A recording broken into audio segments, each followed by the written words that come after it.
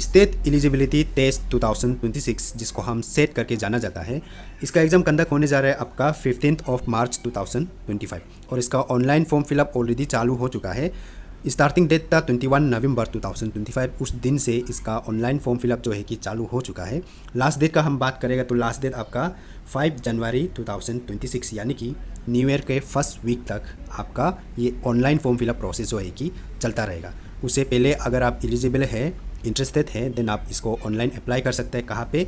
www.selectonline.co.in उस पर जाके आप इसको ऑनलाइन अप्लाई कर सकते हैं।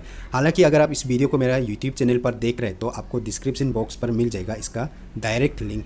वीडियो कंप्लीट करने के बाद उस पर क्लिक करने पर आपको सेट का जो ऑफिशियल वेबसाइट है वहाँ लेके चला जाएगा। वहाँ से आप डायरेक्टली ऑनलाइन अप्लाई कर सकता है। तो स्लेट या सेट के बारे में मैं थोड़ा सा आपको हाईलाइट करके बता देता हूँ। काफ़ी सारे लोगों को कंफ्यूज हो सकता है या फिर काफ़ी सारे लोगों को पता नहीं हो सकता है क्योंकि इन्फॉर्मेशन ज़्यादा अवेलेबल नहीं है।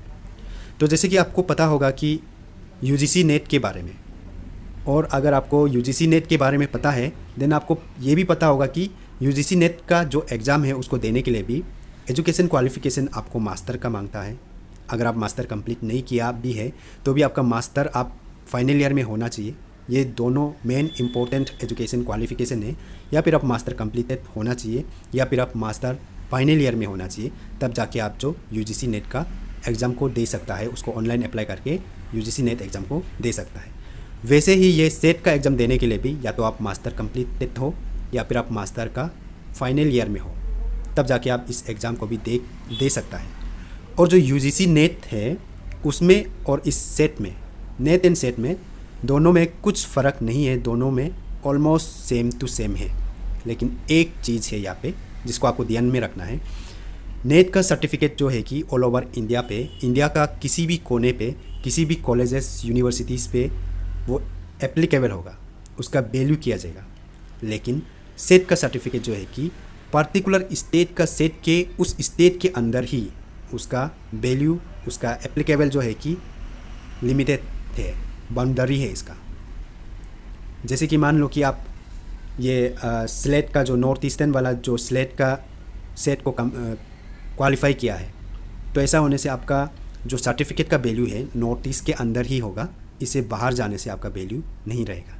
ये बात आप दिमाग में फिट कर लीजिएगा। अदरवाइज़ नेट एंड सेट दोनों में सब कुछ सेम है, सब कुछ सेम है। बस सर्टिफिकेट का वैल्यू जो है कि नेट का ऑल ओवर इंडिया है, सेट का उस पार्टिकुलर स्टेट के अंदर लिमिटेड है, बस इतना सा डिफरेंस है। बाकी सब सेम है। जैसे कि आप नेट क्वालिफाई करके आप जो असिस्टेंट प्रोफेसरशिप के लिए अप्लाई कर सकते हैं इंडिया के किसी भी कोने पर। सेट का एग्ज़ाम को आप क्वालिफाई करके आप असिस्टेंट प्रोफेसर के लिए अप्लाई कर सकते हैं, लेकिन नॉर्थ ईस्टर्न रीजन के अंदर, जो मैं यहाँ पे आपको बता रहा है ये नॉर्थ ईस्टर्न रीजन के लिए है।